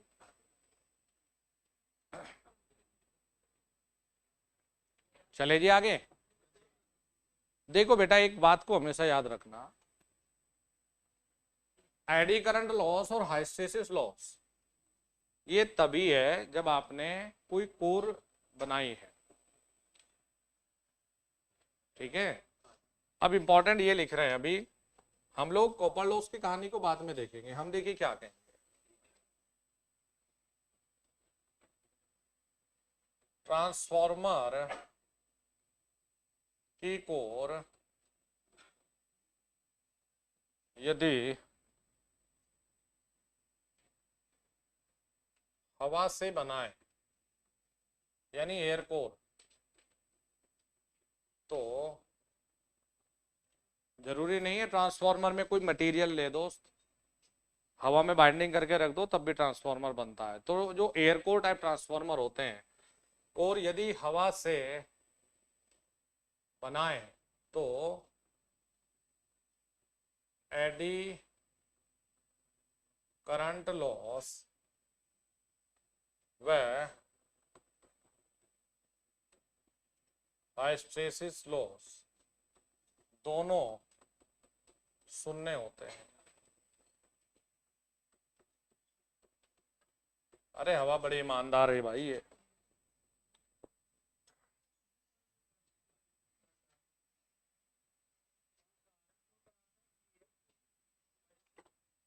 पता नहीं यार तुम क्या सोच रहे हो क्या नहीं भाई। ट्रांसफॉर्मर एक्टिव कब है? ट्रांसफॉर्मर तो पूरा पैसिव है, हैं? ट्रांसफॉर्मर का पैसिव एक्टिव का मतलब आयरन या इससे नहीं है। अगर शादी करने के लिए किसी लड़की को देखने गए हो तो उसे देखो, पड़ोस को बैठी हुई को मत देखो। हाँ तो वही तो कमी है, लक्ष्य से भटक गए, घर आके कह रहे कि नहीं भाई देखो। तो दोस्त हम ये पढ़ रहे हैं ना, इसका हमारा एक्टिव पैसिव से मतलब ही नहीं है। ट्रांसफॉर्मर में चाहे कोर कुछ भी है वो पैसिव ही है। एक्टिव का मतलब है जो एनर्जी को डिलीवर्ड करने में सक्षम हो। जैसे आप जनरेटर की बात कर लें तो एनर्जी को डिलीवर्ड करने में सक्षम है। कोई सोर्स की बात कर ले, independent voltage, independent current source, तो एनर्जी को डिलीवर्ड करने में सक्षम है, कैपेबल है, वो एक्टिव है। नॉन लीनियर भी होता है और पैसिव भी होता है, एक्टिव नहीं है।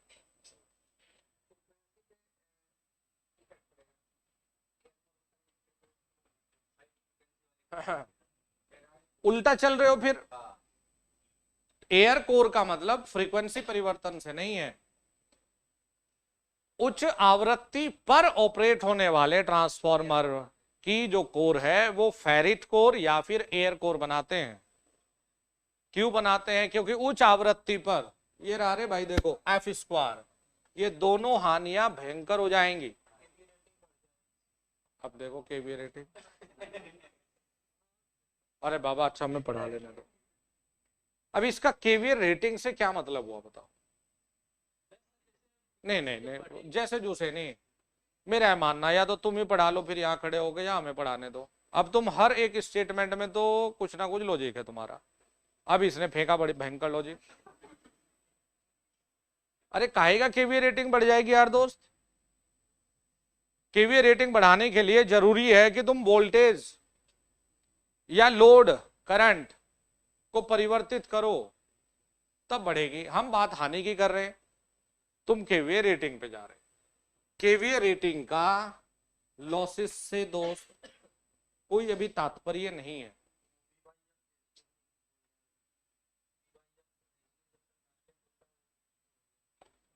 ट्रांसफॉर्मर की कोर यदि हवादार बनाई जाएगी तो एडी करंट लॉस और हिस्टेरिक लॉस दोनों शून्य होंगे। ठीक है, अब भाई ये दिमाग में रख लो कि हमने इसमें दो केस देखने हैं और समझने हैं। चलो ये भी लाइन लिख लो।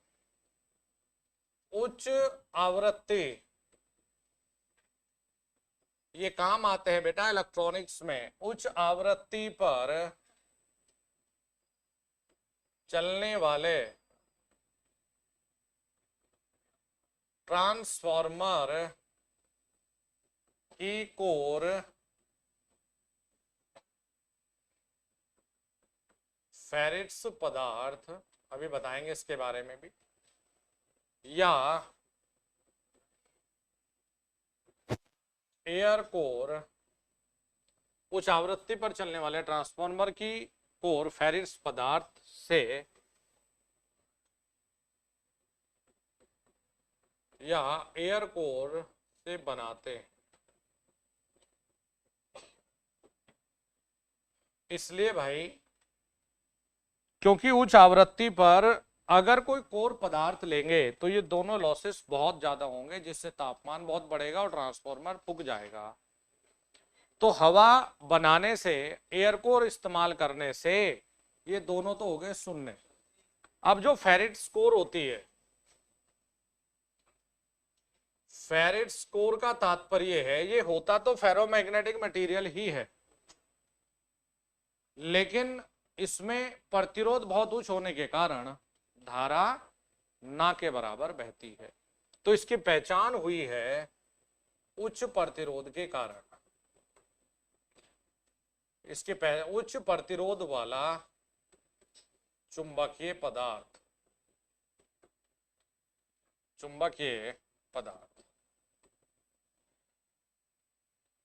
चलिए भाई, अब एडी करंट लॉस और हिस्टेरिसिस लॉस को जरा ध्यान से समझना।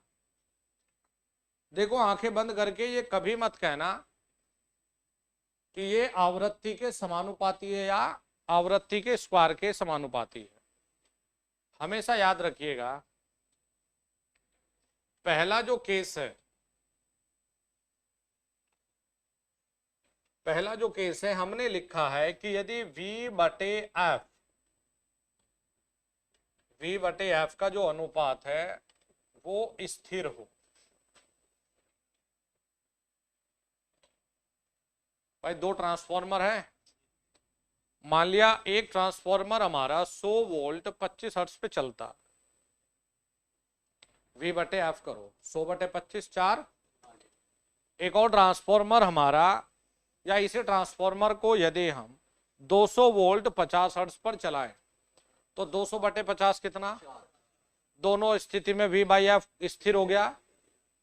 तो जब भी बेटा V बाई एफ का अनुपात स्थिर आएगा, जब भी स्थिर आएगा तो याद रखना PE समानुपाती आएगा एफ स्क्वायर के, और PH समानुपाती आएगा एफ के।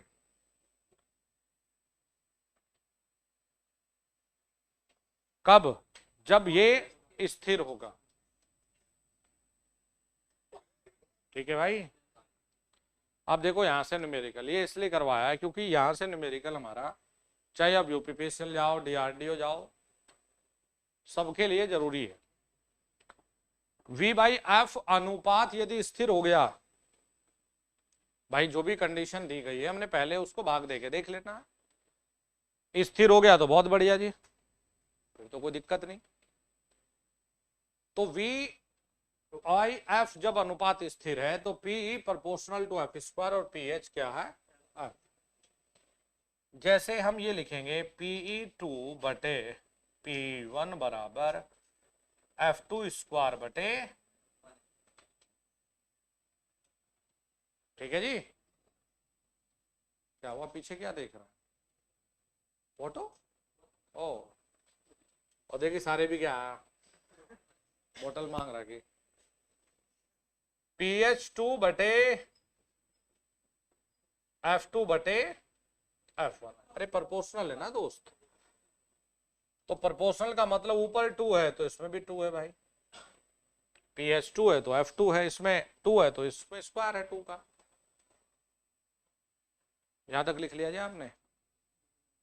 तो आवृत्ति बढ़ाने पर पी पीएच बढ़ेगा इस केस में, लिख लो भाई, नहीं लिखा तो जब आगे चलने फिर। अब तो जल्दी जल्दी बोल लेंगे हाँ जी चलो। अरे इसमें ज्यादा समय लगता है भाई,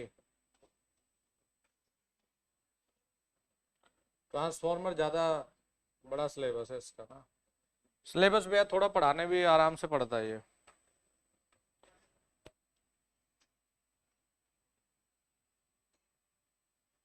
अरे ऑप्शन है, जिसे थकान लगी वो जा सकता है। हैं? नहीं नहीं, हमने तो ऑप्शन दे दिया, कभी कोई बेहोश बेहोश होके गिर पड़े भाई।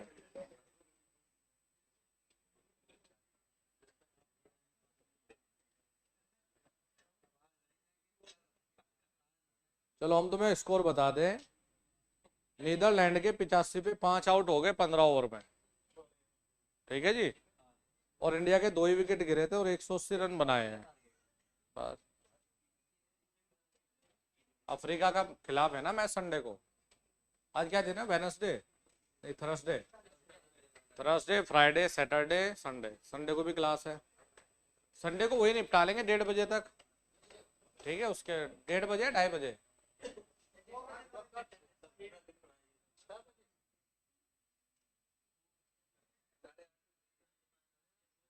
और अंदर से इसके ये चल रहा है ना, बोलना आसान है कि कब छूटेगी क्लास, अंदर से ये चल रहा है इसका। हाँ देखो भाई बच्चों, हाँ हाँ आ जाओ उधरा। देखिए हमने ये पढ़ा है पी बराबर में या पी समानुपाती है एफ स्क्वायर के और पी एच है बेटा एफ के। अरे वी बाई एफ रेशियो अगर स्थिर है तो यही है ना, तो न्यूमेरिकल सिर्फ इसी पर है। देखो अच्छा, वी बाई एफ रेशियो स्थिर रखने का यही तो तात्पर्य होगा कि अगर ये बढ़ेगा तो ये भी बढ़ाना पड़ेगा ना। अगर आपको ये कहें कि वी बाई एफ रेशियो को स्थिर रखते हुए वोल्टेज बढ़ाया तो समझ जाना आवृत्ति भी बढ़ी, और आवृत्ति बढ़ी तो फिर पी और पीएच दोनों बढ़े, और दोनों बढ़े मतलब आयरन लॉसेस बढ़े। इसीलिए तो दोस्त कहा गया है कि ट्रांसफार्मर में जो ये दोनों लॉसेस निर्भर कर रहे हैं ना, ये वोल्टेज पर निर्भर करने वाले लॉस है। अरे यार वोल्टेज बढ़ाओगे आवृत्ति बढ़ी, यही तो है ना, बढ़ानी पड़ेगी ना आवृत्ति तुम्हें। अच्छा ये तो बड़ी दिक्कत होगी, ये तो दोनों के दोनों ही वोल्टेज के प्रभाव से बदलेंगे। हमने यार ये कहा कि एक कांस्टेंट ले लिया बच्चों, यहां ए और बी दो कांस्टेंट ले लिए, यहां ले लिया हमने बी, तो ये हो गया हमारा बी एफ जी और ये हो गया हमारा ए एफ स्क्वायर। ये हमने पीई और पीएच लिख लिया बच्चों, ठीक है। अगर आप देखो तो आयरन लॉस भैया इन दोनों के सम के बराबर ही तो है। तो पी आई बराबर में ए एफ स्क्वायर प्लस में हो गया यहां बी और एफ, ये तो एफ को कॉमन लेके क्या हम पी आई बटे एफ बराबर में ए एफ प्लस बी लिख सकते हैं। देखो जी इस समीकरण की ताकत देखो, हमने कहा ना इसमें न्यूमेरिकल सिर्फ इसमें, और कॉपर लॉस का तो फिर जन्मसिद्ध अधिकार है दोस्त। पूरे पर इतना, आधे पर बताओ, पूरे पर इतना तो 1/4 पर बताओ, 1/4 पे इतना तो पूरे पे बताओ। और इसमें यह नहीं कि भयंकर एग्जाम के लेवल के लिए, आईटीआई में न्यूमेरिकल इसी स्तर के मिलेंगे। मान लिया आपको ये कहा गया कि V/F रेशियो स्थिर है, आवृत्ति को 50 से 75 करने पर एडी करंट लॉस में क्या प्रभाव दिखेगा। अरे भाई तभी तो निकाल पाओगे जब तुम्हें पता पी समानुपाती किसके है, F² के। अब ये बताओ जरा, हमने एक छोटा सा सवाल लिया जी,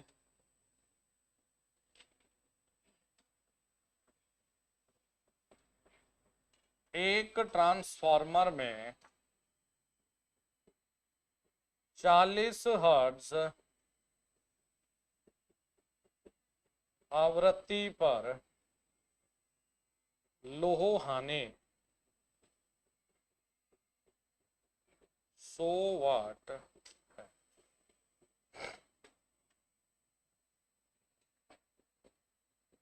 तथा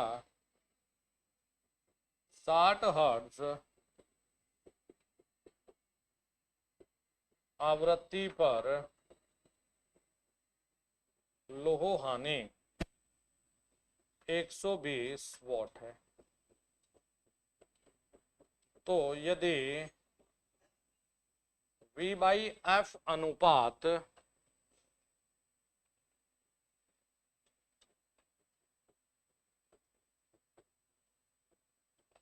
स्थिर हो तो 50 हर्ट्ज पर PE व PH ज्ञात कीजिए।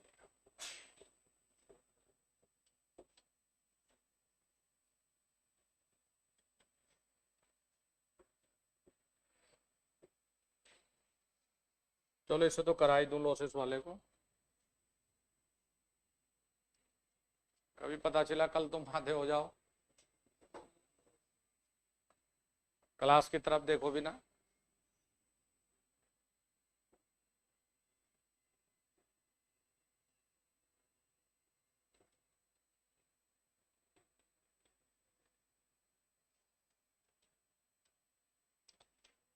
देखो मैंने सब एनालिसिस किया, लेकिन राम सिंह जी, क्या नाम है, राम बाबू जी, एक बार भी इधर से इधर नहीं हिले। वो एकदम अपनी पोजीशन पर है और बोर्ड पर है।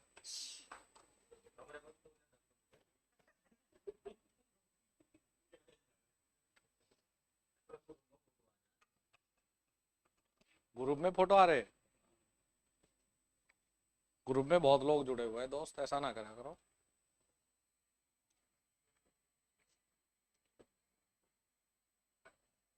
करके देखते हैं इस सवालों को किस तरह से करना है।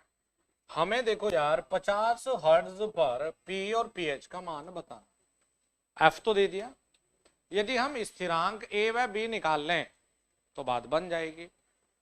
देखो हमने शुरुआत कहां से की बेटा, PI/F बराबर में AF प्लस B। अरे यही तो है, ओके जी भाई। पहली जो कंडीशन है उस पर चलो। पहले में लोह हानि कितनी, तो 100 बटे कितनी आवृत्ति, तो ये हो गया जी 40A प्लस B। हाँ 40A प्लस B, ठीक है। तो 2.5 हो गया, तो 40A प्लस B बराबर 2.5। एक समीकरण तो यार ये बन गई। दूसरी समीकरण में कितना है भाई, 120।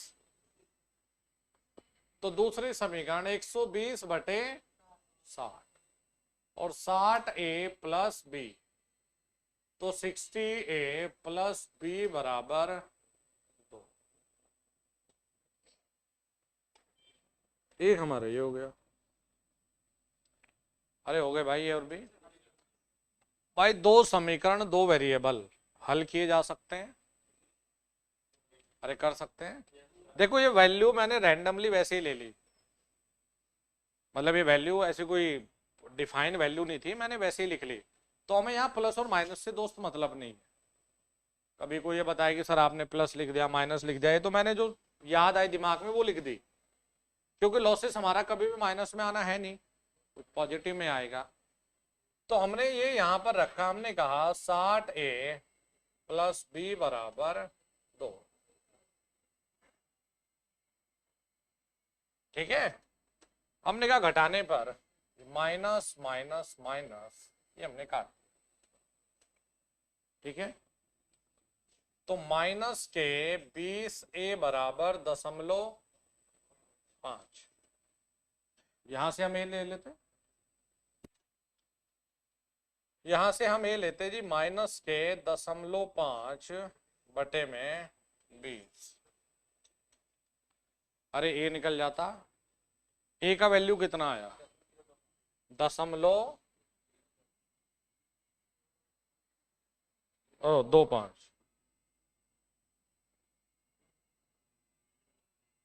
इस ए का मान को रख के बी का मान निकाल लेते हैं। बताओ बी का मान बताओ, इस ए के मान को यहां रख के बी का मान कितना आएगा, वैल्यू बताओ।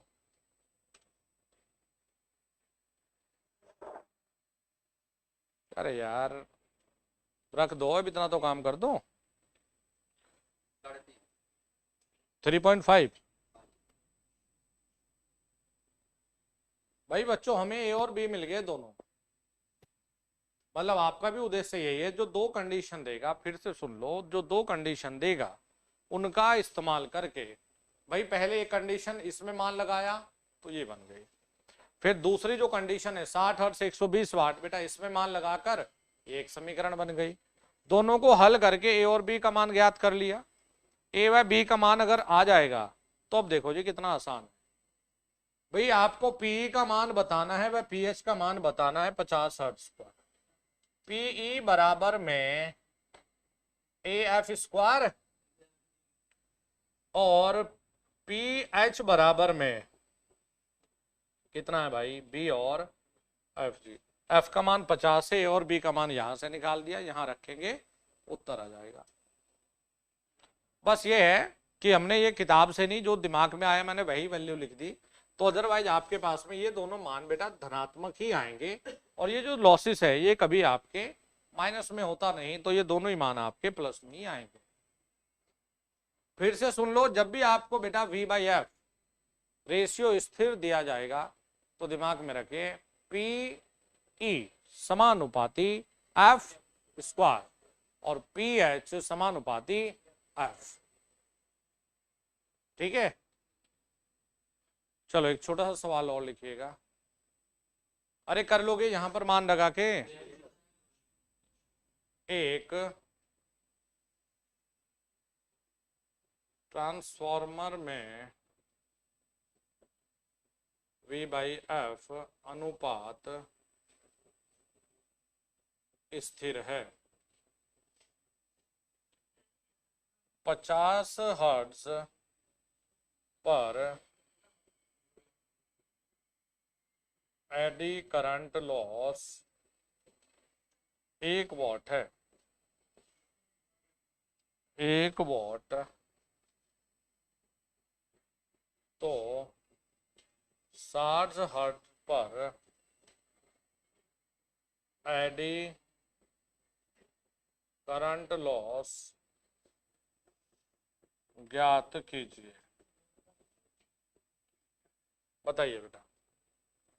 अरे V/F अनुपात है, F1 का मान 50 है, PE1 का मान 1 है, F2 का मान 60 है, तो हमें क्या बताना है PE2 बताना है जी, कितने पर जी 60 पर बताना है जी। F1 कितना है जी 50 हर्ट्ज है जी, तो एडी करंट लॉस कितना है भाई 1 वॉट, बता सकते हो। अरे V/F अगर अनुपात स्थिर है तो P समानुपाती किसके हैं यार F स्क्वायर के, तो P2 बटे P1 बराबर में F2 स्क्वायर बटे F1 स्क्वायर। तो यहाँ P1 का मान एक यहाँ भेज दिया,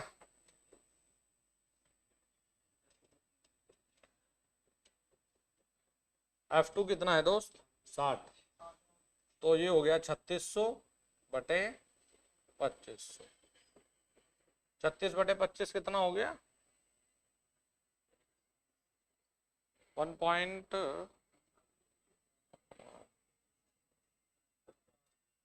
कितना 66 1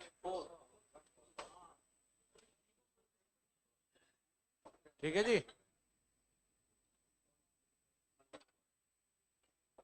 अरे जितना आएगा बस, ये हमारा तरीका है।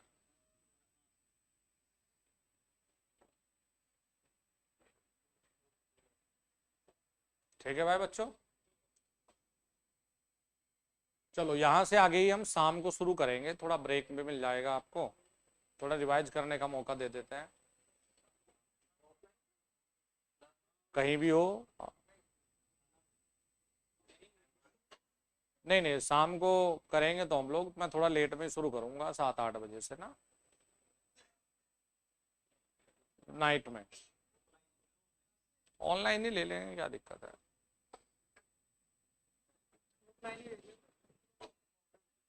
हम्म, हाँ तो क्लास अपडेट आपको मिलेगी, पहुंच जाना पे, ठीक है। जो आ सकता है, जैसे लड़कियां अगर कोई दूर से है तो वो ना आए, जो बॉयज यहीं रहते हैं वो आ सकते हैं, ठीक है दोस्त। थोड़ा सा तुम्हें भी रेस्ट मिल जाएगा, नहीं तो अभी शक्ल देख के मेरे भी।